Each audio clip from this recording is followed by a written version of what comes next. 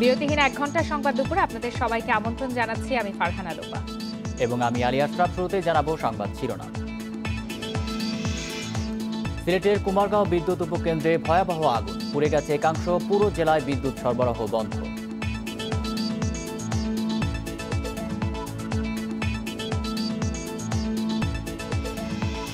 Facebook লাইভে cricketer সাকিবকে হুমকি দেয়া মহসিন সুনামগঞ্জ থেকে গ্রেপ্তার, ডিজিটাল নিরাপত্তা আইনে মামলা।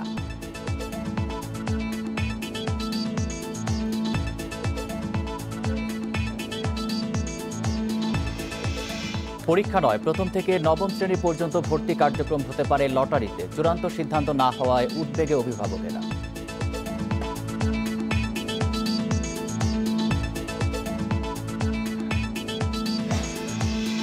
আর মাত্র 4টে স্প্যান বসলে পুরো দৃশ্যমান হবে পদ্মা সেতু। আগামী বছর ডিসেম্বরে বিজয়ের 50 বছর পূর্তিতে উদ্বোধনের আশা।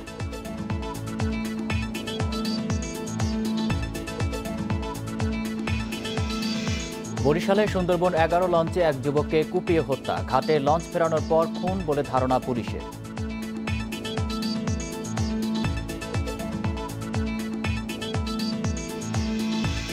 শুনছিলেন শিরোনাম, এবার বিস্তারিত। প্রায় 2 ঘন্টা পর সিলেটের কুমারগাঁও বিদ্যুৎ উপকেন্দ্রের আগুন নিয়ন্ত্রণে এসেছে, তবে পুরো সিলেট জেলা এখনও বিদ্যুৎ বিচ্ছিন্ন রয়েছে। ফায়ার সার্ভিস জানায় বেলা 11টার দিকে বিদ্যুৎ কেন্দ্রে ভয়াবহ আগুন লাগে। জাতীয় গ্রিডের সাবস্টেশনে আগুন লেগে একটি ট্রান্সফরমার বিস্ফোরিত হয়। মুহূর্তেই আগুন ছড়িয়ে পড়ে আরও একটি ট্রান্সফরমারে। খবর পেয়ে ফায়ার সার্ভিসের 5টি ইউনিট ঘটনাস্থলে পৌঁছে 2 ঘন্টার চেষ্টায় আগুন নিয়ন্ত্রণে আনে, তবে আগুন লাগার কারণ ও ক্ষয়ক্ষতির পরিমাণ জানা যায়নি।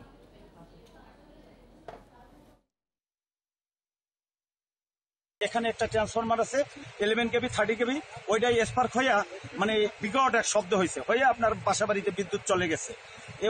ওখান থেকেই আগুন আপনার চতুর্দিকে তারে তারে আপনার এই আতশবাজির মতো ছিটরে ছিটরে চলে গেছে। যাওয়ার পরে যেখানে আপনার পাইছে ওখানেই আপনার এফেক্ট হয়েছে।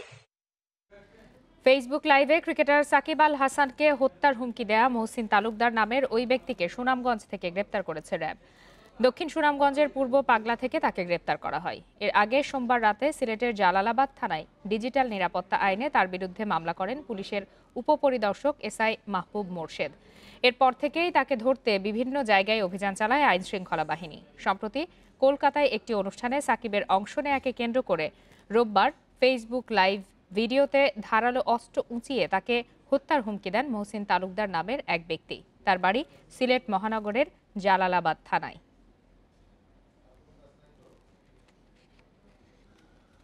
এ বিষয়ে আরো বিস্তারিত জানাতে সিলেট থেকে যোগ দিয়েছেন সহকর্মী মঞ্জুর আহমেদ। মঞ্জুর, সাকিব আল হাসানকে হত্যার হুমকি দেয়া মহসিন তালুকদারকে তো গ্রেপ্তার করা হয়েছে, তাকে এখন কোথায় রাখা হয়েছে এবং কখন আদালতে নেওয়া হবে তাকে?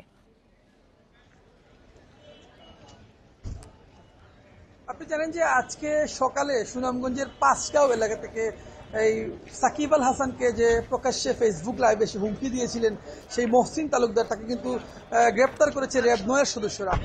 এই মুহূর্তে আসলে তাকে সুনামগঞ্জ থেকে র্যাব 9 কমপ্লেক্সে নিয়ে আসা হয়েছে এবং আজকে বিকেল 4টায় এই মহসিন তালুকদারকে সাথে নিয়ে সংবাদ সম্মেলন করবেন র্যাবের মিডিয়া উইংয়ের যিনি প্রধান রয়েছেন, তিনি আমাদেরকে জানিয়েছেন যে র্যাব 9 কার্যালয়ে তাকে সাথে নিয়ে সংবাদ সম্মেলন করবেন এবং সংবাদ সম্মেলন করে আসলে তারা বিস্তারিত জানাবেন কিভাবে তাকে গ্রেপ্তার করা হয়েছে এবং তিনি আত্মগোপনে ছিলেন। আপনি জানেন যে গত রোববার রাতে সাকিব আল হাসান ভারতের কলকাতা একটি পূজা মণ্ডপ উদ্বোধন করেছেন, এমন একটি অভিযোগ তুলে আসলে মূলত লাইভে এসেছিলেন এই যুবক এবং লাইভে তিনি প্রকাশ্যে চাপাতি প্রদর্শন করেছিলেন এবং তিনি যেটা বলেছিলেন যে এই চাপাতি দিয়ে সাকিব আল হাসানকে তিনি প্রকাশ্য দিবালোকে কেটে টুকরো টুকরো করে হত্যা করবেন, এরকম কিছু কথা তিনি বলেছিলেন। এরপর থেকে কিন্তু তাকে গ্রেপ্তার করার জন্য আইন শৃঙ্খলা রক্ষাকারী বাহিনী বিভিন্ন জায়গায় অভিযান করেছে। আপনি জানেন যে গতকাল রাতে জালালাবাদ থানায় আইসিটি আইনে তার বিরুদ্ধে একটি মামলা হয়েছে। জালালাবাদ থানার এসআই মাহবুব মোর্শেদ বাদী হয়ে তিনি এই মামলাটি করেছেন এবং সাকিব আল হাসান যেহেতু রাষ্ট্রের একজন গুরুত্বপূর্ণ ব্যক্তি, তাকে প্রকাশ্যে এরকম একটা হুমকি দিয়েছেন, তার বিরুদ্ধে তারা ব্যবস্থা নিতে তারা সবসময় তৎপরতা শুরু করেছিলেন প্রথম থেকে। সাকিব আল হাসানের মতো ব্যক্তিকে এই ধরনের ভিডিও বার্তা পাঠানোর মতো ধৃষ্টতা তিনি কিভাবে দেখালেন? তার পারিবারিক তথ্য বা তার ব্যক্তি জীবনের কি ধরনের তথ্য আপনি জানতে পেরেছেন? আসলে মহসিন তালুকদার সম্পর্কে তার পরিবারের সদস্যরা আমাদের যেটা জানিয়েছেন, তারা দাবি করেছেন যে মহসিন তালুকদার একজন মাদকাসক্ত ব্যক্তি। তিনি বেশ কয়েক বছর ধরেই কিন্তু মাদকাসক্ত আছেন এবং তিনি যে বিভিন্ন মাদকাসক্ত পুনর্বাসন কেন্দ্রে চিকিৎসা নিয়েছেন তার প্রমাণও তারা আমাদের কাছে বলেছেন যে তিনি বেশ কিছু জায়গায় চিকিৎসা নিয়েছেন। তাহলে তিনি যেহেতু মাদকাসক্ত, আসলে তিনি কেন এই কথাটি বলেছেন এবং কেন সাকিব আল হাসানকে প্রকাশ্যে এরকম চাপাতি হাতে নিয়ে হুমকি দিয়েছিলেন, পরিবারের সদস্যরা আসলে এই বিষয়টা দায় নিতে চাচ্ছেন না, তার দায় তারা নিতে চাচ্ছেন না। এবং পুলিশ এটা বলছে যে যেহেতু সাকিব আল হাসান রাষ্ট্রের একজন গুরুত্বপূর্ণ ব্যক্তি, তাকে এভাবে হুমকি দিয়েছেন, যেহেতু তাকে রিমান্ডে এনে জিজ্ঞাসাবাদ করা হবে, আসলে এর পিছনে তার অন্য কোনো উদ্দেশ্য আছে কিনা সেটাও তারা বের করবেন, এমনটা আমাকে জানিয়েছেন পুলিশ সদস্যরা। এবং আপনি জানেন যে র্যাব যেহেতু তাকে গ্রেপ্তার করেছে, বিকেলে সংবাদ সম্মেলনের পরে তাকে কিন্তু জালালাবাদ থানায় হস্তান্তর করবে এবং পুলিশ তাকে এ বিষয় নিয়ে জিজ্ঞাসাবাদ করবে এবং পরবর্তীতে হয়তো কালকে তাকে আদালতে তোলা হতে পারে, এমনটা আমাকে পুলিশের পক্ষ থেকে তারা আমাদের জানিয়েছেন। সহকর্মী মঞ্জুর আহমেদ জানাচ্ছিলেন সিলেট থেকে। সেলফি তুলতে আসা ভক্তের ফোন ছুঁড়ে ফেলা এবং কলকাতার অনুষ্ঠানে যোগ দেওয়া নিয়ে সোশ্যাল মিডিয়ায় নানা প্রতিক্রিয়ার বিব্রত সাকিব আল হাসান। বিভ্রান্তি দূর করতে ব্যাখ্যা দেওয়ার পরও কেউ কষ্ট পেয়ে থাকলে ক্ষমা চেয়েছেন টাইগার তারকা। যুক্তরাষ্ট্র থেকে দেশে ফিরে ৮ ঘন্টা বাদে সুপার শপ উদ্বোধন করে শিরোনামে আসেন সাকিব। পরপরই বিপ টেস্টের স্কোর নিয়ে বিভ্রান্তি, আর হুট করে কলকাতা যাওয়া, যাত্রাপথে সেলফি শিকারী ভক্তের ফোন ছুঁড়ে ফেলার ঘটনায় সমালোচনার মুখে পড়েন। দেরিতে হলেও ওই ঘটনার ব্যাখ্যা দিয়েছেন টাইগার পোস্টার বয়। একজন উৎসুক জনতা একদম আমার শরীরের উপর দিয়ে এসে ছবিটি তুলতে যায় এবং আমি তাকে সরিয়ে দিতে গেলে তার হাতের সাথে আমার হাতটি লাগে এবং তার ফোনটি পড়ে যায় এবং হয়তো পরে ভেঙেও গিয়েছে। তো তার ফোন ভাঙার জন্য আমি আন্তরিকভাবে দুঃখিত। কলকাতার একটি পূজা মণ্ডপে উপস্থিতি নিয়ে আরেক দফা সমালোচনার শিকার সাকিব। তিনি বলছেন, পুরো বিষয়টি নিয়ে বিভ্রান্তি তৈরি করা হয়েছে, যা রীতিমতো কষ্ট দিচ্ছে দেশসেরা অলরাউন্ডারকে। নিউজ কিংবা মিডিয়া, সোশ্যাল মিডিয়া সব জায়গায় এসেছে আমি পূজার উদ্বোধন করতে গিয়েছি, যেটি আমি আসলে কখনোই যাইও নি ও কিংবা করিও নি। কিংবা আপনারা যদি ওইখানকার ইনভিটেশন কার্ডটাও দেখেন, কার্ডে আসলে লেখা আছে যে কে আসলে ওটার উদ্বোধন করেছে এবং সেটি উদ্বোধন হয়েছে আমি যাবার আগেই। এবং যে জায়গাতে আমাদের প্রোগ্রামটি হয়েছে, আমাদের অনুষ্ঠানটি হয়েছে, সেটি অবশ্যই পূজা মণ্ডপ ছিল না এবং পাশে আরেকটি স্টেজ ছিল, সেখানে করা হয়েছিল। আমি তারপরেও আবারও ক্ষমা চেয়ে নিচ্ছি আপনাদের সকলের কাছ থেকে এবং আমি চেষ্টা করব নিজের জায়গা থেকে দায়িত্বশীল ভূমিকা পালন করার। এদিকে রোববার রাতে ফেসবুক লাইভে এসে সাকিবকে হত্যার হুমকি দেন সিলেটের মহসিন তালুকদার। পরদিন ভোরে দুঃখ প্রকাশ করলেও সাকিবকে ক্ষমা চাওয়ার শর্তও দিয়েছেন মহসিন। এমন ঘটনায় সাইবার সিকিউরিটি অ্যাক্টে ব্যবস্থা নেওয়ার কথা জানিয়েছে জেলার পুলিশ প্রশাসন। এই অপরাধীকে পুলিশ আইনানুগ ব্যবস্থা নেবে, জিরো টলারেন্সে নেবে। এখানে আপনার আইসিটি অ্যাক্টের মামলা রয়েছে এবং সংশ্লিষ্ট ধারায় অপরাধ আমলে নিয়ে মামলা শীঘ্র রুজু হবে এবং তাকে খুঁজে বের করার অভিযান অব্যাহত রয়েছে। নিষেধাজ্ঞা শেষে ক্রিকেটে ফেরার আগে বড়সড় ঝড় সামলাতে হচ্ছে সাকিবকে। সাইদ সাদি, ইন্ডিপেন্ডেন্ট নিউজ। এবার প্রথম থেকে নবম শ্রেণী পর্যন্ত ভর্তি কার্যক্রম লটারির মাধ্যমে হতে পারে, এমন প্রস্তাব নিয়ে কাজ করছে শিক্ষা মন্ত্রণালয়। করোনার কারণে ভর্তি পরীক্ষার বিকল্প হিসাবে এটিকে ভাবা হচ্ছে, তবে এখনো চূড়ান্ত সিদ্ধান্ত না হওয়ায় উদ্বিগ্ন অভিভাবকরা। করোনার কারণে গত 18 মার্চ থেকে শিক্ষা প্রতিষ্ঠান বন্ধ। বাতিল হয়েছে পিএসসি, জেএসসি, এইচএসসি এবং বার্ষিক পরীক্ষা। অন্যান্য বছর নভেম্বর মাস থেকেই শুরু হয়ে যায় স্কুলে ভর্তি কার্যক্রম, অথচ এবছর এখন পর্যন্ত সুনির্দিষ্ট কোনো নির্দেশনা পাওয়া যায়নি শিক্ষা মন্ত্রণালয় থেকে। ফলে ভর্তি কিভাবে হবে তা নিয়ে চিন্তায় অভিভাবকরা। এবারের ভর্তিটা কিভাবে নেওয়া হবে আর প্রক্রিয়াটা কিভাবে হবে, আমরা খুব চিন্তিত। ভর্তির প্রক্রিয়া যাতে করে স্বচ্ছ হয় সেটাই নিশ্চিত করতে হবে। স্কুলগুলোতে প্রথম শ্রেণীর ভর্তি হয় লটারির মাধ্যমে, অন্যান্য শ্রেণীতে ভর্তি হয় লিখিত পরীক্ষায়। তবে এবার করোনা পরিস্থিতির কারণে দ্বিতীয় থেকে নবম শ্রেণী পর্যন্ত ভর্তিতে বেশ কয়েকটি বিকল্প নিয়ে কাজ করছে মন্ত্রণালয়। এর মধ্যে আছে সংক্ষিপ্ত সিলেবাসে লিখিত পরীক্ষা, এমসিকিউ পরীক্ষা। সেই সঙ্গে পরীক্ষা না নিয়ে লটারির মাধ্যমে ভর্তি কার্যক্রম চালানো যায় কিনা সেটি নিয়েও কাজ চলছে। আমাদের যারা এই বিষয়ে বিশেষজ্ঞ আছেন তারা আমাদেরকে পরামর্শ দেবেন, সর্বশেষ পরিস্থিতি কি করোনার সেই বিষয়টা জেনেই আমাদের দুজন কর্তৃপক্ষ এই বিষয়ে সিদ্ধান্ত নেবে। এদিকে স্কুলগুলো চাইছে সিদ্ধান্ত দ্রুত দেয়া হোক। সব ধরনের প্রস্তুতি তাদের আছে। গার্ডিয়ানরা কিন্তু আমাদের কাছে জানতে চায় কবে ভর্তি, শিক্ষকদের চাপ দেয়, বিভিন্নভাবে জানতে চায় প্রক্রিয়াটা কি হবে। তো সেখানে কিন্তু এই ভর্তির প্রক্রিয়াটা সরকারের কাছ থেকে এখনও আনুষ্ঠানিকভাবে আমাদের কোনো নির্দেশনা দেওয়া হয় না। যখনই সরকার আমাদেরকে সিদ্ধান্ত দিব আমরা দ্রুত সেটা কিন্তু করে ফেলতে পারবো, সেই জন্য আমরা কিন্তু অপেক্ষা করছি। মন্ত্রণালয় বলছে শিক্ষার্থীরা যাতে কোনো ধরনের ঝুঁকির মুখে না পড়ে সে বিষয়টি বিবেচনায় রেখেই নেওয়া হবে সিদ্ধান্ত। এরই মধ্যে নামী স্কুলগুলোতে অবৈধভাবে ভর্তির জন্য তৎপর হয়ে উঠেছে বেশ কয়েকটি চক্র। সংশ্লিষ্টরা বলছেন করোনার এই পরিস্থিতির সুযোগ নিয়ে যাতে এই অনিয়ম করতে না পারে সেজন্য এখন থেকেই মন্ত্রণালয়কে কঠোর নজরদারি রাখতে হবে। নূরে আলম, ইন্ডিপেন্ডেন্ট নিউজ, ঢাকা। সারা দেশের অনুমোদনহীন সব হাসপাতালের তালিকা করা হচ্ছে। অনুমতি ছাড়া কোনো হাসপাতাল পরিচালনা করতে দেওয়া হবে না বলে হুঁশিয়ারি দিয়েছেন স্বাস্থ্য অধিদপ্তরের মহাপরিচালক অধ্যাপক ডাক্তার আবুল বাশার মোহাম্মদ খুরশিদ আলম। সকালে রাজধানীর মহাখালীর শেখ রাসেল গ্যাস্ট্রোলিভার হাসপাতালে সার্জারি বিভাগ উদ্বোধনের পর এই হুঁশিয়ারি দেন তিনি। ডাক্তার আবুল বাশার মোহাম্মদ খুরশিদ আলম বলেন, সারা দেশের অনুমোদনহীন হাসপাতালের তালিকা তৈরির বিষয়টি সময় সাপেক্ষ ও দুঃসাধ্য। এছাড়া লোকবল সংকট রয়েছে। সীমাবদ্ধতার মধ্যেও পুরো চট্টগ্রামের তালিকা শেষ হয়েছে। রাজশাহী ও বরিশালেরও তালিকা শেষের পথে বলে জানান ডাক্তার আবুল বাশার মোহাম্মদ খুরশিদ আলম। তিনি বলেন, অনুমোদনহীন হাসপাতালের বিরুদ্ধে ব্যবস্থা নেওয়া শুরু হয়েছে। যারা অনুমোদনের জন্য আবেদন করেছে তাদের বিষয়গুলো পর্যালোচনা করা হচ্ছে।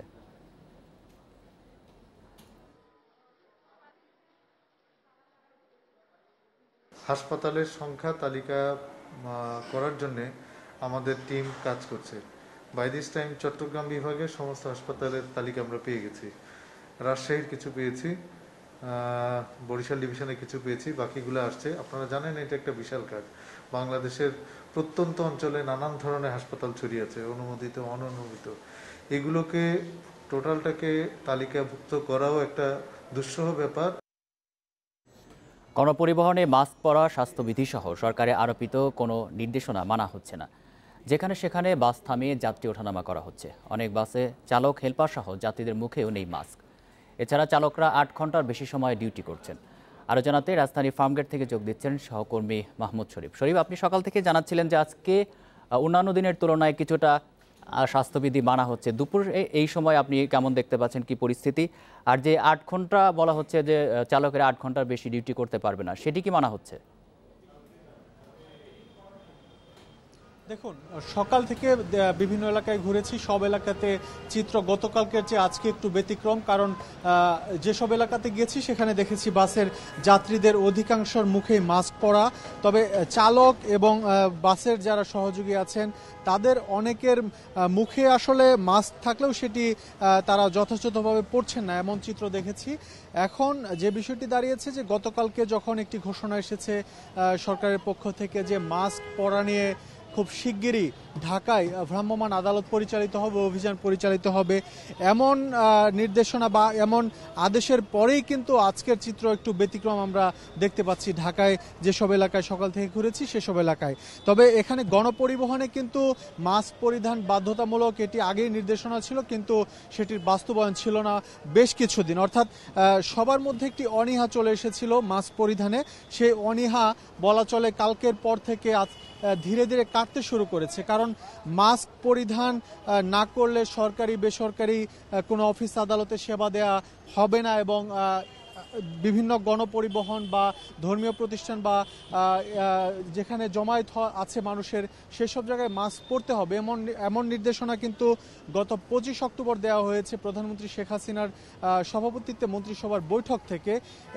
এরপরে আসলে বলা চলে প্রায় 1 মাস পরে এই আদেশের যে বাস্তবায়ন, এই বাস্তবায়নের জন্য সরকারের পক্ষ থেকে যে কঠোর হওয়ার একটি নির্দেশনা সেটি গতকালকে আমরা দেখতে পেয়েছি। আর আপনি যেটি বলছিলেন যে গণপরিবহনে যে আইন মানা বা সড়ক পরিবহন আইনে যেসব ধারা রয়েছে সেগুলির বাস্তবায়ন কতটুকু, এ নিয়ে চালকরা বলছেন তাদের যে 8 ঘন্টা ডিউটি নতুন আইনে সুপারিশ করা হয়েছে সেটি কোনো বালাই নেই। কারণ এখানে চালকদের 10 থেকে 12 ঘন্টা বা কারো কারো আরও বেশি তাদের ডিউটি করতে হচ্ছে এবং এর জন্য তারা বলছেন যেহেতু সকালে তারা যখন গণপরিবহন নিয়ে নামেন এরপরে আরেকজন চালককে কিন্তু মালিক সেই বাসটি হস্তান্তর করে না। এই কারণে মূলত তার একাই এই যে বাস সারাদিন পরিচালনা সেটি করতে হয়। আর সড়ক পরিবহন আইন বাস্তবায়ন কতটুকু হচ্ছে এ নিয়ে বিআরটি এর পরিচালকের সাথে কথা হয়েছে। বিআরটি এর পরিচালক যে বিষয়টি বলেছেন 1 বছর পার হয়ে গেছে, অর্থাৎ গত বছরের নভেম্বরের 1 তারিখ থেকে এই সড়ক পরিবহন নতুন যে সড়ক পরিবহন আইন সেটি কার্যকর হচ্ছে। এই নতুন সড়ক পরিবহন আইনের মধ্যে জরিমানা কিন্তু কয়েক গুণ বাড়ানো হয়েছে।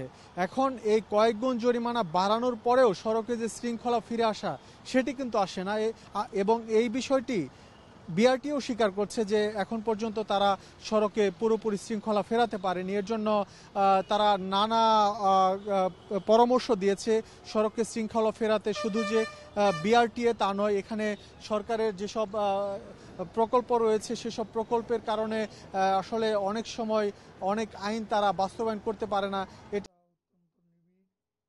ইতিমধ্যে দুদেশে প্রধানমন্ত্রীর সদিচ্ছা এবং আলোচনার মাধ্যমে অনেক অমীমাংসিত ইস্যু সমাধান হয়েছে। তিস্তার পানি বন্টন নিয়ে এটুকু বলতে পারি আলোচনা ইতিবাচক অগ্রগতি আছে। আমাদের সড়ক যোগাযোগ অবকাঠামো উন্নয়নে ভারতীয় ঋণ কর্মসূচির আওতায় কিছু প্রকল্প ইতিমধ্যে শেষ হয়েছে। আদালত চলাকালে ঢাকা মহানগর দায়রা জজ আদালতের এজলাসের রেকর্ড রুমে আগুন লাগার ঘটনায় 4 সদস্যের তদন্ত কমিটি গঠন করা হয়েছে। কমিটিকে 3 দিনের মধ্যে প্রতিবেদন জমা দেওয়ার নির্দেশও দেওয়া হয়েছে। সকালে ঢাকা মহানগর দায়রা জজ KM ইমরুল কায়েস এই তদন্ত কমিটি গঠন করেন। কমিটির চেয়ারম্যান করা হয়েছে প্রথম অতিরিক্ত জেলা ও দায়রা জজ আদালতের চেয়ারম্যানকে। সদস্য করা হয়েছে ফায়ার সার্ভিস ইলেকট্রনিক বিভাগের কর্মকর্তা ও একজন ম্যাজিস্ট্রেটকে। ঢাকা মহানগর আদালতের পাবলিক প্রসিকিউটর আব্দুল্লাহ আবু জানান, আগুনের ঘটনাটি নাশকতা ছিল কিনা তা খতিয়ে দেখবে তদন্ত কমিটি। কমিটির কাজ শেষ না হওয়া পর্যন্ত বন্ধ থাকবে আগুন লাগা এজলাসের বিচারিক কাজ। এজলাস রুমটি চালুর আগ পর্যন্ত তৃতীয় মহানগর দায়রা জজের এজলাসে চলবে কার্যক্রম। আব্দুল্লাহ আবু জানান, আগুনের ঘটনায় চলমান মামলাগুলোর বিচার কাজ ব্যাহত হবে না। কমিটির রিপোর্টের ভিত্তিতে শিগগিরই এজলাস চালুর আশাও প্রকাশ করেন তিনি।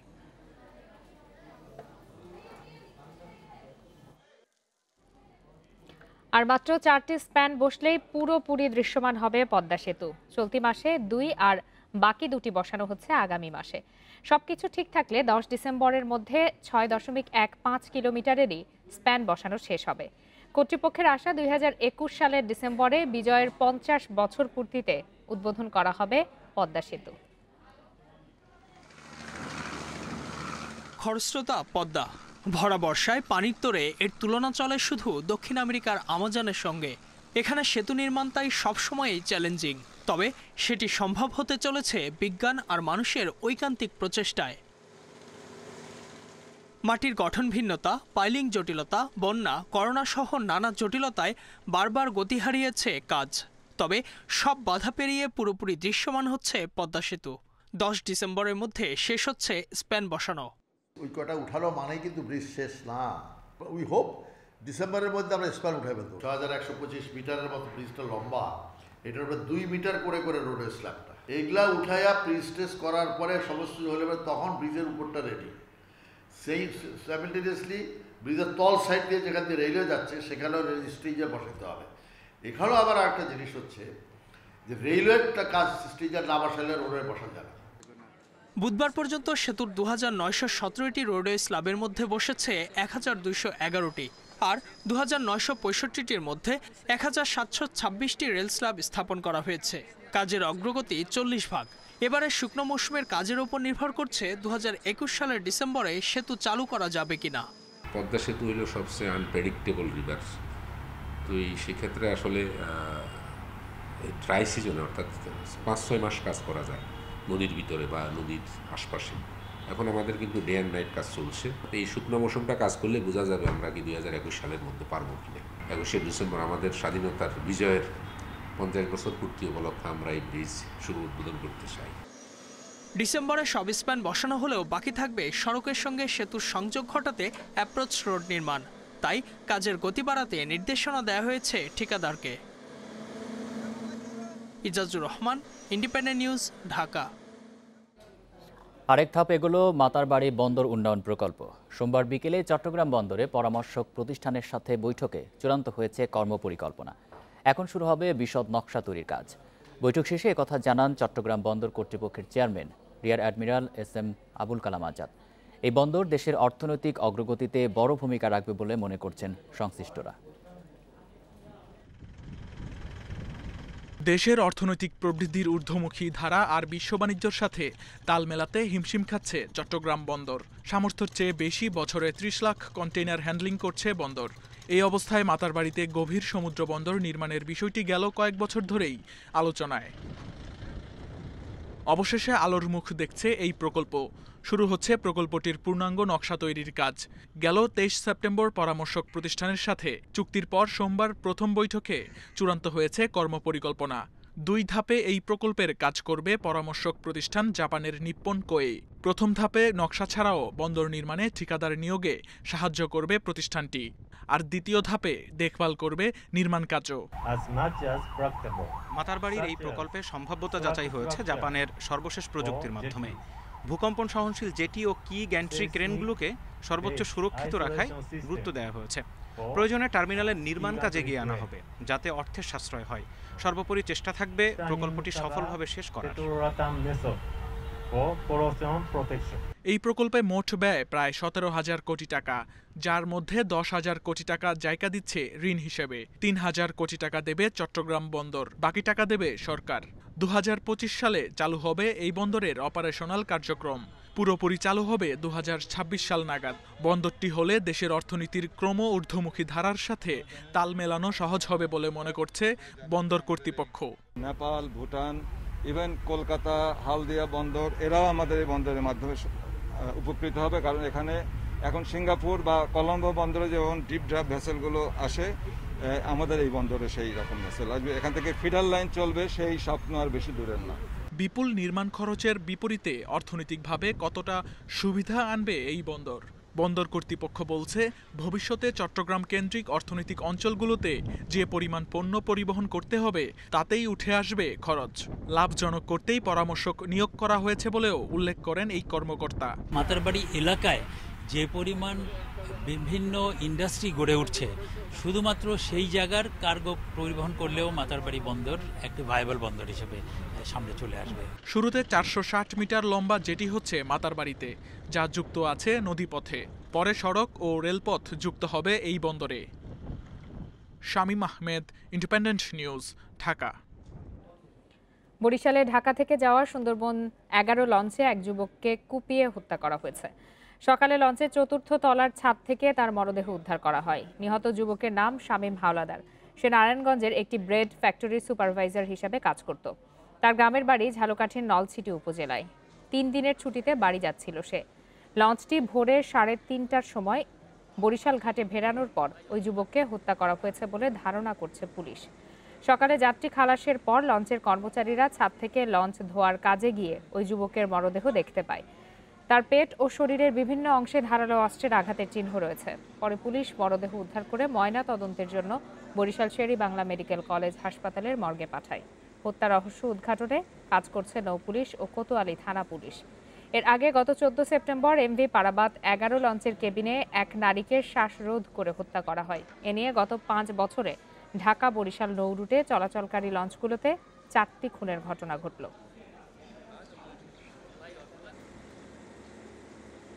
আমরা যাত্রী নামার পরে আমরা ধোয়া মোছার কাজের জন্য ছাদে আসছি পাইপ নিয়ে, যে পাইপ নিয়ে পানি মারবো, পানি নিয়ে ধুতে পারবো। তখন আমরা উঠে এখানে দেখছি লাশটা পড়ে আছে। দৌড়িয়ে আমাদের কাছে যে ভাই কামবাজ খেয়েছে, একটা লোক মাই ঠিক আছে। এই কি লোক মাই হয়েছে, আমি ভয়তে প্রথম গেছি, ভয় পাইছি কি লোক মাই হয়েছে, তারপর দৌড়েছে আই দেখি এই অবস্থা। কাল রাত যখন লঞ্চ ছেড়ে আসছে ৯টা, এখানে পৌঁছাইছে ৩:৩০ ৪টা থেকে। এর মাঝখানে যে কোনো টাইমটা হবে একদম। তার বুকের মাঝখানে 2টি স্টেপ আছে এবং পেটের এসে ডান সাইড করে 2টা স্টেপ আছে। এ বিষয়ে আরো বিস্তারিত জানতে চলে যাচ্ছি বরিশালের সহকর্মী মুরাদ আহমেদের কাছে। মুরাদ, হত্যাকাণ্ডের ঘটনায় এখন পর্যন্ত কাউকে আটক করা হয়েছে কিনা এবং মরদেহ ময়না তদন্তের জন্য বরিশাল মেডিকেলে নেওয়া হয়েছে, ময়না তদন্তের ফলাফল পাওয়া গেছে কিনা?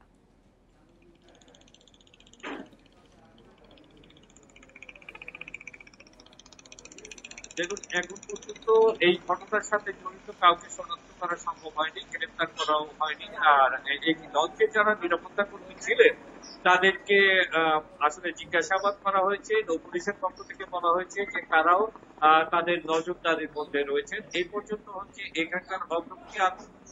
লাশ ময়নাতদন্তের জন্য মেডিকেল মর্গে পাঠানো হয়েছে। সেখানে এখন পর্যন্ত আমি যতটুকু শুনেছি যে ময়নাতদন্ত শুরু হয়নি, পরন্ত বিকেলে হয়তো শুরু হবে। লাশ নিয়ে তারা চলে যাবে, পরবর্তীতে জানা যাবে যে কিভাবে তার মৃত্যু হয়েছে। তার আগেই আমরা যদি বলি যে আমরা স্পষ্টত দেখেছি যে তাকে 6টি কোপ দেওয়া হয়েছে ধারালো অস্ত্র দিয়ে, এবং মোট 10টি আঘাত রয়েছে, তার মধ্যে 6টি কোপ রয়েছে খুবই গুরুতর। তো বুকে রয়েছে 2টি এবং পেটের এখানটায় রয়েছে একটি। এইভাবে মানে খুবই আঘাতগুলো গুরুতর আঘাত রয়েছে, যার ফলে তার মৃত্যু কিন্তু সেখানে ঘটেছে। এবং সবচেয়ে বড় কথা হচ্ছে যারা যাত্রী ছিল কেউই আসলে বিষয়টি টের পায়নি। তো এই অবস্থায় হলো এই হত্যাকাণ্ডের খবর। একটু আমি মনে রাখি যে আমার পেছনটায় আপনারা একটু দেখুন, ঢাকা বরিশাল রুটের লঞ্চগুলোর অবস্থা। এর প্রত্যেকটি লঞ্চ হচ্ছে বিলাসবহুল লঞ্চ। 30 থেকে 40 কোটি টাকা ব্যয় কিংবা তারও বেশি টাকা ব্যয় এই একটি লঞ্চ পানিতে ভাসানো হয়েছে। কিন্তু আপনার কাছে আমি এই বিষয়ে একটু জানতে চাই যে 14 সেপ্টেম্বরে একটি মৃত্যুর ঘটনা ঘটেছে, হত্যার ঘটনা ঘটেছে লঞ্চে, এবং আজ 17 নভেম্বর, ঠিক 1 মাসের কাছাকাছি সময় পরপর 2টি ঘটনা। এবং আপনি এর আগের খবরে আমাদের জানিয়েছিলেন যে এই ঢাকা বরিশাল রুটে যত বিলাসবহুল হচ্ছে বা আধুনিকায়ন হচ্ছে লঞ্চগুলোর, ততটাই নিরাপত্তাহীনতা তৈরি হচ্ছে। এর মূল কারণ আসলে কি বলছেন সংশ্লিষ্টরা?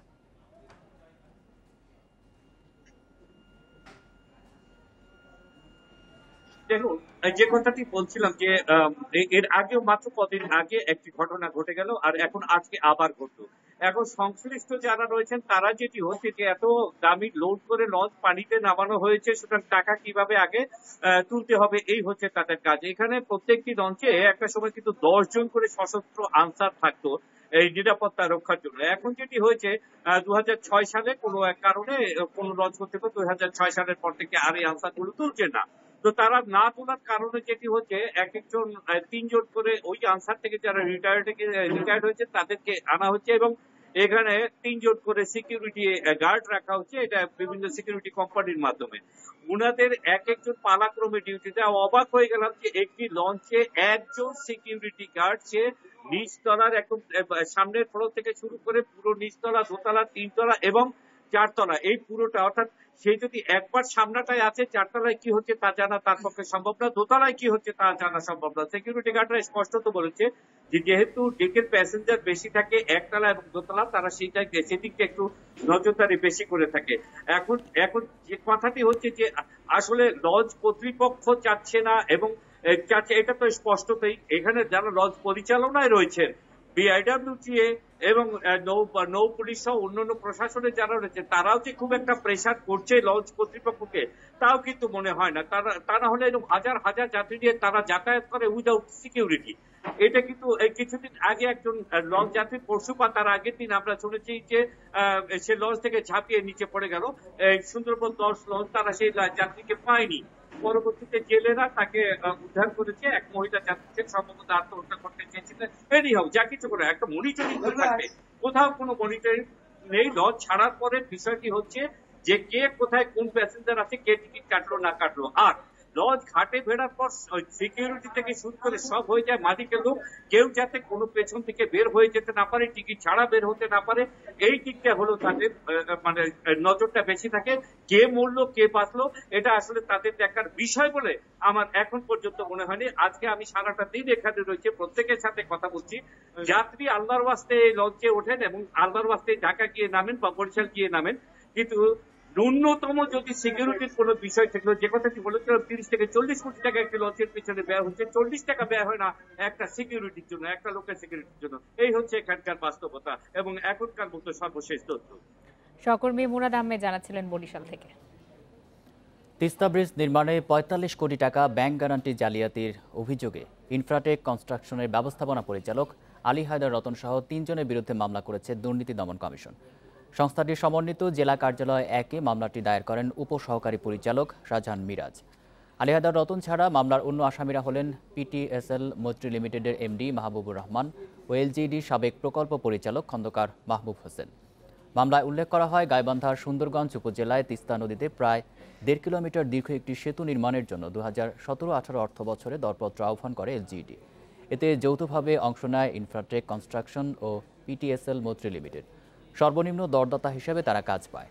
পরে 6.5 কোটি টাকার টেন্ডার সিকিউরিটি ভুয়া প্রকল্পে জমা দেওয়ার পাশাপাশি 39 কোটি টাকার ভুয়া পারফরমেন্স সিকিউরিটিও জমা দেয় সংস্থা দুটি। ইউনিয়ন ব্যাংকের পান্থপথ শাখার নামে এসব ভুয়া সিকিউরিটি করা হয়। পরে যাচাইয়ে ইনফ্রাটেক কনস্ট্রাকশন ও পিটিএসএল মৈত্রী লিমিটেডের নথি জাল বলে ধরা পড়ে এবং বাতিল করা হয় কার্যাদেশ।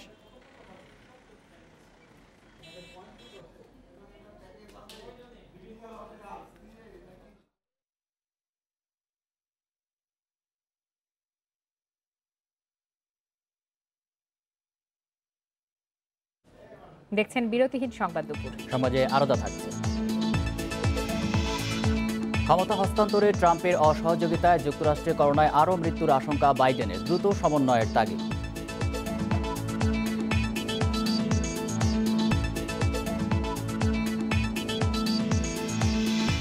নেপালের সঙ্গে শেষ ম্যাচও জিতে মুজিব বর্ষ সিরিজের শিরোপা উৎসব করতে চায় বাংলাদেশ, আশাবাদী প্রতিপক্ষ।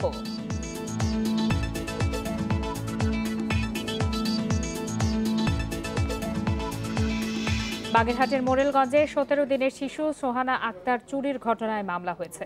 গতরাতে অজ্ঞাতনামা কয়েকজনকে আসামি করে অপহরণ মামলা করেন শিশুটির দাদা আলী হোসেন খান। রোববার রাতে উপজেলার সদর ইউনিয়নের গাবতলা গ্রামের জেলে সুজন খানের বাড়ি থেকে তার 17 দিন বয়সী মেয়ে সোহানা চুরি হয়। শিশুটির বাবার অভিযোগ, রাতে কোনো এক সময় তার স্ত্রীর পাশ থেকে সোহানাকে চুরি করা হয়েছে। এরপর খোঁজাখুঁজি করে কোনো সন্ধান না পেয়ে বিষয়টি পুলিশকে জানান তিনি। শিশুটিকে উদ্ধারে কাজ চলছে বলে জানিয়েছে পুলিশ।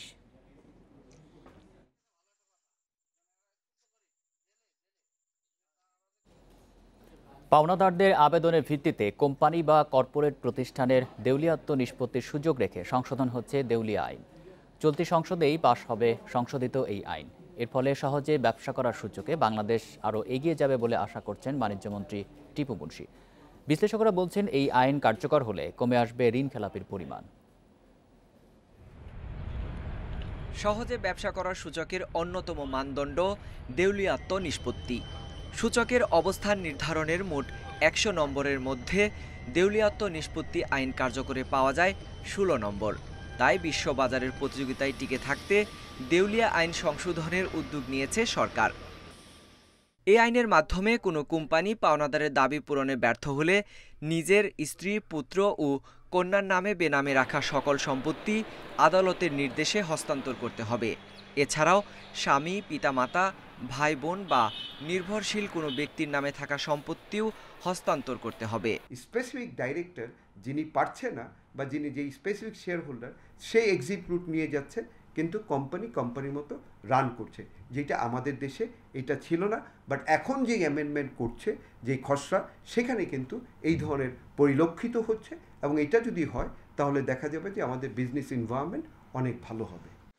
ব্যাংক সংশ্লিষ্টরা বলছেন, দেশে এখন ইচ্ছাকৃত খেলাপি ঋণের পরিমাণ বাড়ছে। তাই এ থেকে বের হতে হলে অবশ্যই আইনটি জরুরি। তবে খেলাপিরা যাতে কোম্পানি কিংবা নিজের সম্পদ অন্য কোথাও সরিয়ে ফেলতে না পারে, তাও আইনে স্পষ্ট করার আহ্বান তাদের। উইলফুল ডিফল্টার করে কি, ওরা তো আসলে টাকাটা প্রথম নেওয়ার সময় চিন্তা করে টাকাটা ফেরত দিব না, সেই জন্য ওই ব্যাপারটা দেখার ব্যাপার আছে এবং ওরা করে কি অন্য জুরিডিকশনে টাকাটা সরিয়ে নিয়ে যায়। সো এই ব্যাপারগুলো আমাদের দেখতে হবে এবং ওরা করে কি আর অ্যাসেটগুলো ওই কোম্পানির নামে বা ওই নিজেদের নামে কিনে না, অন্য নামে কিনে ফেলে। তো এই সমস্ত কিছু কমপ্লেক্সের জন্য অনেক সময় দেখা যাবে যে এটা লম্বা সময় লাগতে পারে। বাণিজ্য মন্ত্রী বলছেন, এই আইনের বাস্তবায়নের মাধ্যমে বিশ্বব্যাংকের সহজে ব্যবসার সূচকে অনেক এগিয়ে যাবে বাংলাদেশ। সেই সঙ্গে বাড়বে দেশি বিদেশি বিনিয়োগ। আমাদের যে ইজ অফ ডুইং বিজনেসের জন্য যেটা আমাদের যে রেটিং আছে সেটাকে ইমপ্রুভ করার জন্য এই আইনটা এখন জরুরি হয়ে পড়েছে। এটা এই নাম্বারিংটা দেখে তারা ইন্টারেস্টেড হবে যে বাংলাদেশের ব্যবসা ইনভেস্টমেন্টের পরিবেশটা বেটার। এই পার্লামেন্টই পাস হবে এই আইনটা। প্রস্তাবিত আইন অনুযায়ী পাওনাদারদের আবেদনে সন্তুষ্ট হয়ে আদালত কার্যক্রম শুরু করলে 330 দিনের মধ্যে প্রতিষ্ঠানের দেউলিয়াত্ব নিষ্পত্তি হবে। Sohel Rana, independent news, Dhaka.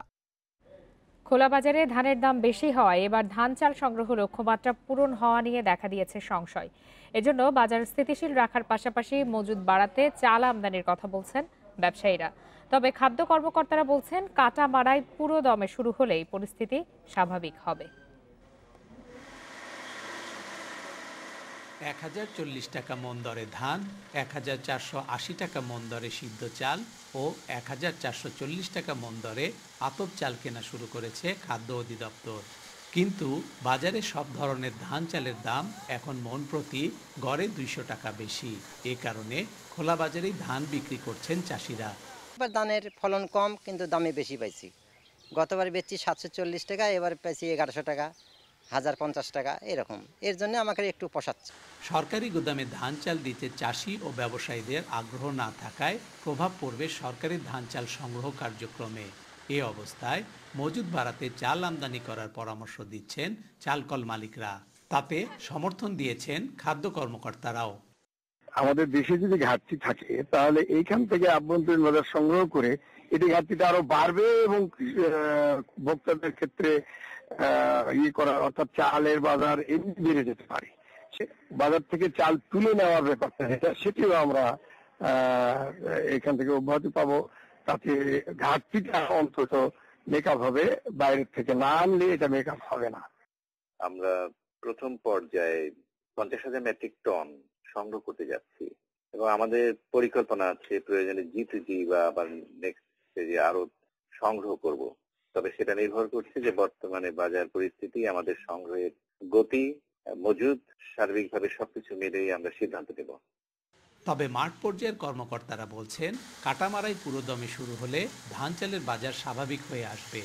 আমাদের যে সরকার নির্ধারিত দর, এটিও কিন্তু একটা ভালো দর দিয়েছে। দরটা একেবারে আমাদের যৌক্তিক, যেটা 26 টাকা পার কেজি ধানের মূল্য। আমরা 1040 টাকা পার মন ধান আমরা আশা করছি যে আমরা কৃষকের কাছ থেকে নিতে পারব। এবার চাষিদের কাছ থেকে 2 লাখ টন ধান, চালকল মালিকদের কাছ থেকে 6 লাখ টন সিদ্ধ এবং 50,000 টন আতপ চাল কিনবে সরকার। এ সংগ্রহ অভিযান চলবে 28 ফেব্রুয়ারি পর্যন্ত। Hasibur Rahman, independent news, Nandigram, Bogura. ক্ষমতা হস্তান্তরে প্রেসিডেন্ট ডোনাল্ড ট্রাম্প সহায়তা না করলে করোনায় আরও বহু মানুষের মৃত্যু হতে পারে বলে সতর্ক করেছেন নবনির্বাচিত প্রেসিডেন্ট জো বাইডেন। ট্রাম্পের সহায়তা ছাড়া আগামীতে তার নেতৃত্বাধীন প্রশাসনের দ্রুত ভ্যাকসিন বিতরণের সক্ষমতা ক্ষতিগ্রস্ত হতে পারে বলে জানান তিনি।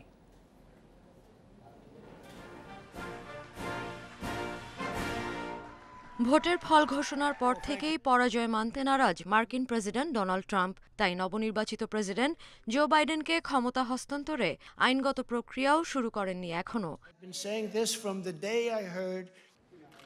এদিকে করোনার কারণে বিপর্যস্ত যুক্তরাষ্ট্র। ডেলাওয়ারে অর্থনীতি পুনরুদ্ধার পরিকল্পনা নিয়ে এক সভা শেষে বাইডেন বলেন, মহামারী মোকাবেলায় দ্রুত সমন্বয় জরুরি। করোনা পরিস্থিতিতে অর্থনৈতিক সংকট উত্তরণে দ্রুত পদক্ষেপ নিতে প্রস্তুতি আছে, আর এতে ট্রাম্প অংশ নিলে তা সহজ হবে।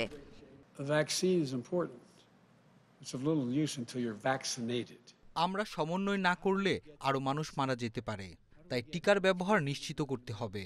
আমেরিকার 30 কোটি মানুষের জন্য টিকা সংগ্রহ ও বিতরণের পরিকল্পনা অনেক বড় ব্যাপার। এর জন্য 20 জানুয়ারি ক্ষমতা হস্তান্তরের সময় পর্যন্ত অপেক্ষা করলে দেরি হয়ে যাবে। এদিকে পরাজয় মানতে ট্রাম্পের অস্বীকৃতিকে চরম দায়িত্বজ্ঞানহীনতা বলে মন্তব্য করেছেন বাইডেন। আমি টিকা নিতে দ্বিধাবোধ করব না।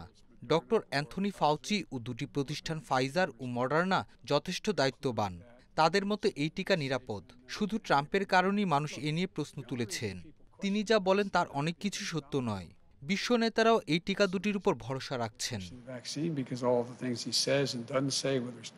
বিশ্বে করোনায় সবচেয়ে বেশি প্রাণহানি ও রোগী শনাক্ত হয়েছে যুক্তরাষ্ট্রে। এরই মধ্যে মৃত্যু হয়েছে 2.5 লাখের বেশি মানুষের। Sadia Afrin, independent news. যুক্তরাষ্ট্রের বিদায়ী প্রেসিডেন্ট ডোনাল্ড ট্রাম্প ইরাক ও আফগানিস্তান থেকে আরও মার্কিন সেনা ফিরিয়ে নেবেন। সোমবার প্রতিরক্ষা কর্মকর্তাদের বরাত দিয়ে ব্রিটিশ বার্তা সংস্থা বিবিসি এই তথ্য দিয়েছে। বাইডেনকে ক্ষমতা হস্তান্তরের কয়েকদিন আগে এসব সেনা প্রত্যাহার সম্পন্ন হবে বলে আশা করা হচ্ছে। আগে থেকেই ট্রাম্প বলে আসছেন এ বছরের বড়দিনের আগে সব সেনা দেশে ফিরিয়ে নিতে চান তিনি। সেপ্টেম্বরে ইরাক থেকে এবং তার আগে আফগানিস্তান থেকে সেনা প্রত্যাহার শুরু করে ট্রাম্প প্রশাসন। তবে আগামী 2021 সালের 15 জানুয়ারির মধ্যে দেশ দুটি থেকে বিপুল সেনা ফিরিয়ে নেওয়ার পরিকল্পনার কথা সামরিক বাহিনীর কর্মকর্তাদের জানিয়ে দেওয়া হয়েছে। আফগানিস্তানে মার্কিন সেনার সংখ্যা 5,000 থেকে কমিয়ে 2,500 করা হবে, আর ইরাকে 3,000 থেকে কমিয়ে 2,500 করা হবে। ফ্রান্সে গত 24 ঘন্টায় নতুন সংক্রমণের হার কিছুটা কম থাকলেও ইউরোপের যুক্তরাজ্য, ইতালি, পোল্যান্ড, বেলজিয়াম, স্পেন সব দেশেই দৈনিক শনাক্তের হার বেড়েছে। সোমবার একদিনে বিশ্বে করোনায় আরও 7,000 প্রাণহানি এবং নতুন শনাক্ত হয়েছে 4,84,000-এর বেশি রোগী। এ নিয়ে বিশ্বে করোনায় মোট মৃত্যু 13,31,000 ছাড়িয়েছে। মোট আক্রান্ত 5,53,00,000-এরও বেশি।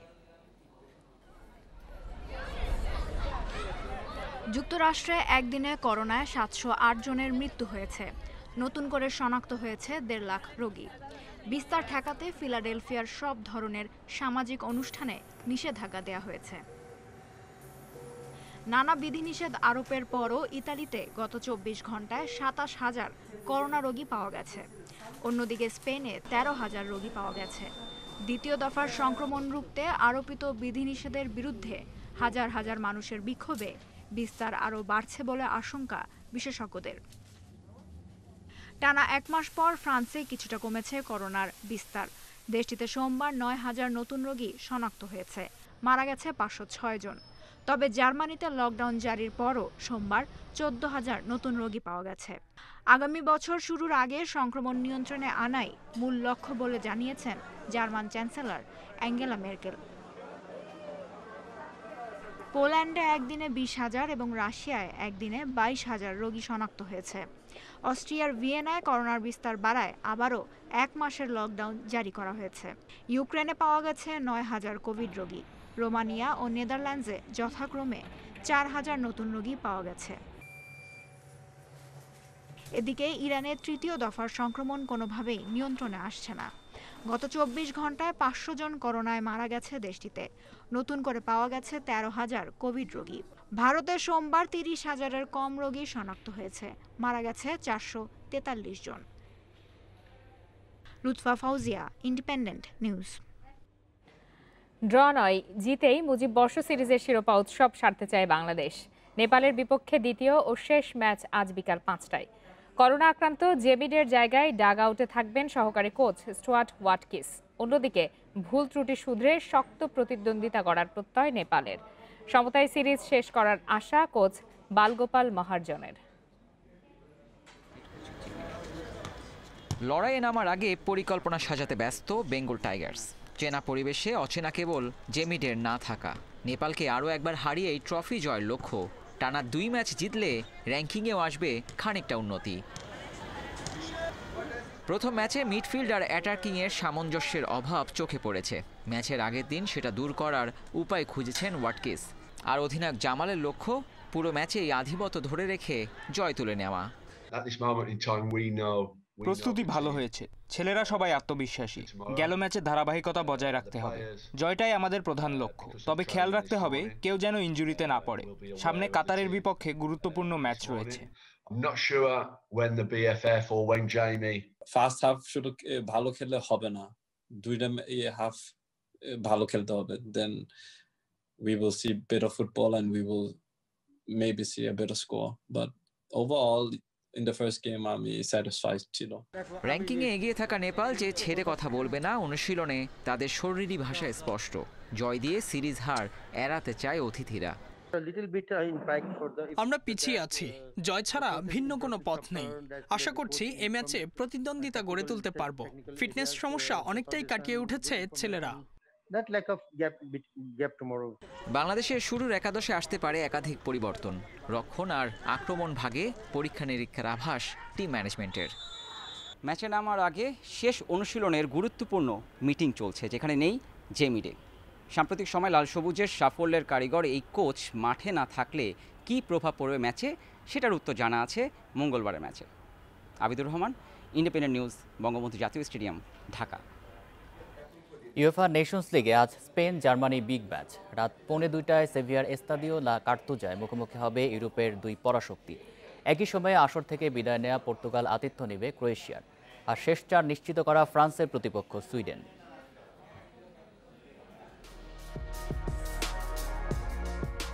সাবেক দুই বিশ্ব চ্যাম্পিয়ন মুখোমুখি শেষ চার নিশ্চিতে। নকআউট পর্বে ওঠার আগেই বাঁচা মরার লড়াই, যে জিতবে উঠে যাবে সেমিফাইনালে। অ্যাওয়ে ম্যাচে কিছুটা এগিয়ে জার্মানি, ড্র করলেও চলবে, হারলে স্বপ্নভঙ্গ আরও একবার। 9 পয়েন্ট নিয়ে গ্রুপ 4-এ টেবিল টপার জার্মানি। যদিও 5 ম্যাচে 2 জয় ডায়মন্ড শেফটের নামের পাশে বড্ড বেমানান। 1 পয়েন্ট কম নিয়ে জার্মানির ঘাড়ে নিঃশ্বাস ফেলছে স্পেন। কোনো সন্দেহ নেই, স্পেন শক্ত প্রতিপক্ষ। বৈশ্বিক আসরে ওদের সামর্থ্য সবার জানা আছে, ওদের রক্ষণ ভাঙা কঠিন হবে। একটি দারুণ লড়াইয়ের জন্য মুখে আছি আমরা। জার্মানিকে হারালেই শেষ চারে পৌঁছে যাবে লা রোহা। তবে শেষ 3 ম্যাচের ফলাফল ভালো কিছুর ইঙ্গিত দিচ্ছে না। সবশেষ সুইজারল্যান্ডের মাঠে 1-1 গোলে ড্র করেছে স্পেন। জোড়া পেনাল্টি মিস করে খলনায়ক বনে গেছেন সার্জিও রামোস। তার আগে ইউক্রেনের বিপক্ষে হার ও নেদারল্যান্ডসের সাথে ড্র করেছে লুইস এনরিকের দল। প্রতিটি ম্যাচেই আমাদের একই পরিকল্পনা থাকে, সেটা হলো জয়। এই ম্যাচেও তার ব্যতিক্রম কিছু ভাবছি না। রামোসের পেনাল্টি মিস নিয়ে অনেক কথা হচ্ছে, যা কোনোভাবেই কাম্য নয়। ভুল হতেই পারে, ও দলের সেরা খেলোয়াড়। গ্রুপ পর্বেই থেমেছে ডিফেন্ডিং চ্যাম্পিয়ন পর্তুগালের মিশন। ফ্রান্সের কাছে 1-0 গোলে হারের ক্ষত এখনো তাজা। শেষ ম্যাচে ক্রোয়েশিয়াকে হারিয়ে তাতে স্বস্তির প্রলেপ দিতে মরিয়া সেলেকাওরা। ঠিকমতো ঘুমাতে পারিনি, খেলোয়াড়দেরও একই অবস্থা, সবাই হতাশ। যদিও এই হতাশা ক্রোয়েশিয়া ম্যাচে কোনো কাজে দিবে না। আমাদের সামর্থ্যের প্রমাণ দিয়েই ম্যাচটি জিততে চাই। নিয়ম রক্ষার ম্যাচে ফ্রান্সের প্রতিপক্ষ সুইডেন। সবার আগে সেমিতে পৌঁছে ফুরফুরে মেজাজে লা ব্লুজ। সুইডেনকে হারিয়ে গ্রুপ পর্বের ইতি টানতে চায় দিদিয়ের দেশমের দল। মঞ্জুর আলম, ইন্ডিপেন্ডেন্ট নিউজ। ক্যাসিনো কাণ্ডে বন্ধ ক্লাবগুলো খোলার বিষয়ে প্রধানমন্ত্রীর সহায়তা চান মহল্লার সংগঠকরা। গত বছর সরকারের শুদ্ধি অভিযানের পর থেকে বন্ধ ঢাকা ওয়ান্ডারার্স, দিলকুশা, ভিক্টোরিয়া, আরামবাগ সহ মতিঝিল পাড়ার বেশ কটি ক্লাব, যার খেসারত দিতে হচ্ছে পুরো এলাকাবাসীকে। কারণ তরুণদের খেলাধুলার ব্যবস্থা হতো এই ক্লাবগুলোতে। অপরাধ আর শাস্তির ভারসাম্য ঠিক কেমন হওয়া উচিত, এই প্রশ্ন ক্রমেই জটিল হয়ে উঠছে। কারণ ক্যাসিনো কাণ্ডের বড় আড্ডা মোহামেডান, মুক্তিযোদ্ধা সংসদ, ক্রীড়াচক্র খুলে দেওয়া হলেও বন্ধ দিলকুশা, ফকিরের পুল, আরামবাগের মতো মহল্লাভিত্তিক ক্লাবগুলো। খেলাধুলা না থাকায় এখানে সেখানে আড্ডায় ব্যস্ত উঠতি বয়সীরা। এলাকাবাসীর অভিযোগ, যে কারণে বাড়ছে অপরাধ প্রবণতা, তৈরি হচ্ছে কিশোর গ্যাং। ক্লাবগুলো বন্ধ আছে, আসলে আমাদের ক্লাবের সাথে অনেক লোক জড়িত থাকে। সব লোকগুলি যেরকমের ইয়ং যে জেনারেশন যে লোকগুলো আছে, এরা সবাই কিন্তু খেলাধুলা না পায় কিন্তু বিভিন্ন নেশা বিভিন্ন দিকে ধাবিত হচ্ছে। খেলাধুলাকে মাঠে থাকে এবং ক্লাবগুলো যদি উন্মুক্ত থাকে, তাহলে যুব সমাজগুলো অন্তত ক্লাবে বসে খেলার পরিবেশ পেলে তারা তাদের বিভিন্ন অপকর্ম থেকে নিজেদেরকে রক্ষা করতে পারবে। বন্ধ ক্লাবগুলো খোলার জন্য ব্যক্তি উদ্যোগে চেষ্টা তদবিরে নাজেহাল কর্তারা। আজ এনএসসি তো কাল সমাজ কল্যাণ মন্ত্রণালয়ে দৌড়েছেন, কিন্তু মেলেনি সমাধান।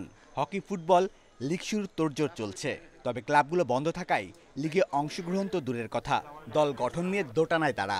ক্লাবগুলো খোলার অনুমতি দিয়ে উঠতিদের জন্য খেলাধুলার পরিবেশ ফেরাতে প্রধানমন্ত্রীর হস্তক্ষেপ চায় এলাকাবাসী। যদি আমাদের ক্লাবগুলো খুলে যায় তাহলে আমাদের জন্য অনেক ইজি হবে, খেলাধুলার জন্য স্পন্সর আসবে এবং আমরা বিভিন্ন লোকেদের যাইতে পারবো। কিন্তু আসলে আমরা বসার সুযোগ না পেলে তো আমরা আসলে এগুলি কিছুই করতে পারবো না। এই জন্য আমরা মেন্টালি আসলে মানুষটি অনেক চাপে আছে। সামনের অনাগত ভবিষ্যতের ছোট ছোট সন্তানদের জন্য, যারা যুব সমাজের জন্য যেন ক্লাবগুলো খুলে দেওয়া হয় এবং তারা যেন খেলা সম্পৃক্ত হয়ে নিজেদেরকে অন্য কোনো বাজে নেশা থেকে নিজেদেরকে বিরত রাখতে পারে।